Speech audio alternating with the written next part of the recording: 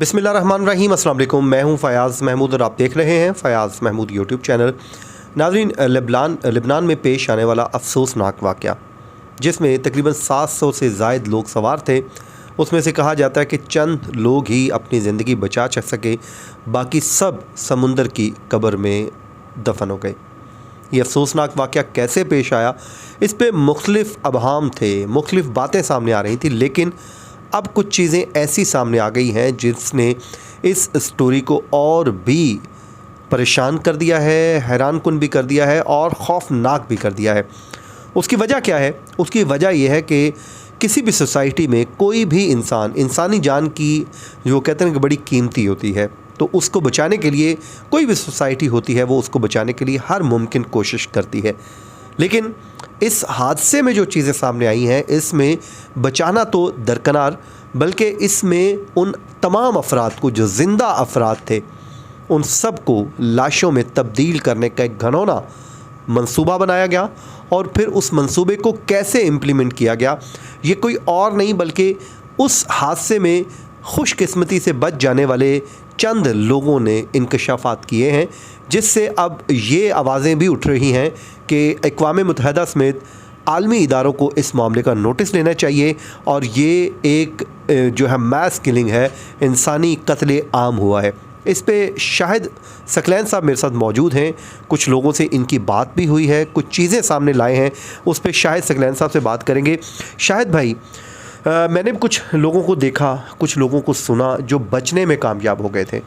उसमें कुछ चीज़ें सामने आई हैं कि ये कश्ती डूबी नहीं है बल्कि डुबोई गई है। क्यों डुबोई गई, इस सवाल का जवाब भी हमारे पास है, लेकिन ये वाक़या पेश कैसे आया ये थोड़ा बताइएगा पहले। अच्छा, बिस्मिल्लाहिर्रहमानिर्रहीम। फ़याज़ भाई, एक तो आपके व्यूवर्स को बहुत सारा सलाम, बहुत बहुत शुक्रिया। असल में मेरी कल भी बात हुई। एक्चुअली आपको पता है पाकिस्तान से बहुत सारी फैमिलीज़ इसमें जो है वो थी। मैंने कोटली में भी जितनी, क्योंकि कोटली में बहुत बड़ी तादाद है, तकरीबन एक ख़ानदान के 23 लड़के में, अच्छा उसमें 16 साल के बच्चे भी हैं, 13, 14, 15 साल के बच्चे भी हैं। तो उधर भी बात हुई। ये गुजर खान की तरफ आपके ये मंदरा जो है, इधर से भी एक फ़ैमिली है। तो मैं बात कर रहा था उनसे, तो आप यकीन करें बंदा सुन के हैरान रह जाता है। ओके, ठीक है, इसमें कोई शक नहीं कि हमारे मुल्क के हालात ख़राब हैं, इसमें कोई शक नहीं कि लोग ये समझते हैं कि जी अगर वो बाहर चले जाएंगे तो शायद वो इल्लीगली भी अगर चले जाएंगे तो अपने घर वालों की किस्मत बदलने में वो कामयाब हो जाएंगे।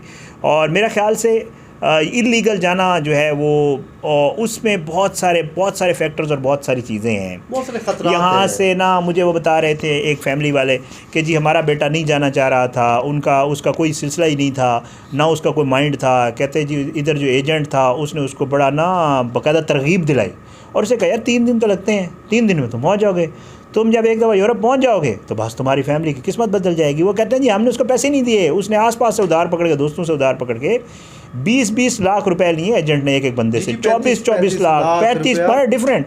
ये डिपेंड्स कि उनको कैसे बकरा मिला है। उन्होंने ये तो कुर्बान करते हैं ना, इनका तो ये होता है कि यहाँ से भेज देते हैं, इनके आगे फिर रवाबित होती हैं, यहाँ से ईरान भेजते हैं, ईरान से यूनान भेजते हैं, यूनान से फिर कश्ती पे चढ़ाते हैं, फिर यूरोप ले जाते हैं। कोई कामयाब हो जाता है, कोई नाकाम होता है, वो डिपेंड्स। आपने देखा होगा बहुत दफ़ा, और ये कोई पहला हादसा नहीं है। मैं कल इस पर थोड़ी रिसर्च कर रहा था, ये इस समंदरी हदूद में 26वां हादसा है। 26 हादसे हो चुके हैं इसी तरह जो ह्यूमन ट्रैफिकिंग के मामलात हैं उसके ऊपर। अब उसमें क्या हुआ जी, उसमें ये हुआ कि पाकिस्तान से लोग चले गए। अब पाकिस्तान, उसमें शामी थे, पाकिस्तान के लोग थे और मिस्री थे, मेरा ख्याल से, मैं अगर थोड़ा वो कर रहा हूँ तो 3 तरह के थे। लेकिन अनफॉर्चुनेटली पाकिस्तानी, क्योंकि यहाँ पे जो स्मगलर्स हैं वो भी 2 नंबर हैं, जो यहाँ एजेंट्स हैं। उन्होंने क्या किया, उन्होंने आगे या पैसे नहीं दिए, जो कुछ भी किया। वहाँ से वो बता रहे थे कि जी पाकिस्तानियों को उन्होंने, ये वो जो है माहीगीरी वाली कश्ती थी जिस पे मछलियाँ पकड़ते हैं, वो वाली कश्ती थी। अब वो कितना वज़न उठा सकती है? कितना वज़न उठा सकती है? 700 लोग थे उसके ऊपर। अच्छा, उसमें ये हुआ कि उस कश्ती का कोई GPS वगैरह नहीं था। वैसे आपको पता है ट्रैकर्स लगे होते हैं, जैसे जहाज़ों में, गाड़ियों में ट्रैकर्स होते हैं रूट के हवाले से, कश्तियों में भी ट्रैकर्स होते हैं जो ट्रैवल कर रही होती हैं इंटरनेशनली।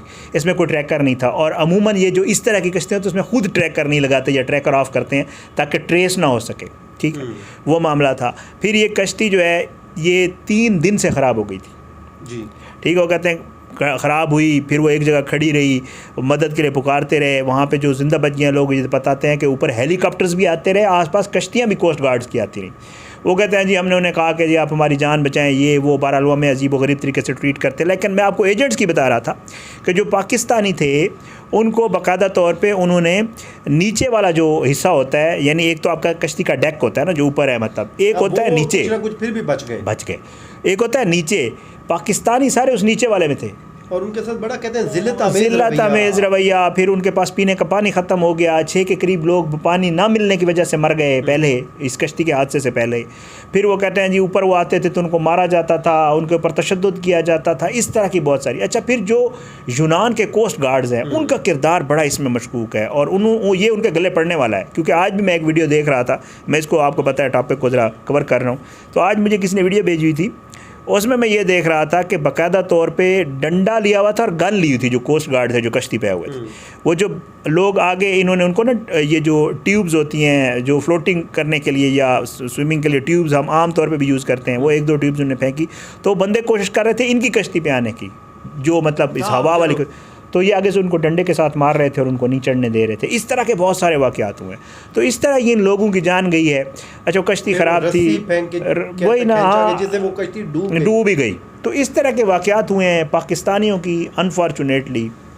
वैसे तो आपको पता है हमारे मुल्क में जो हालात हैं, लेकिन बाहर भी उनके साथ इसी तरह का रवैया अख्तियार किया जाता है।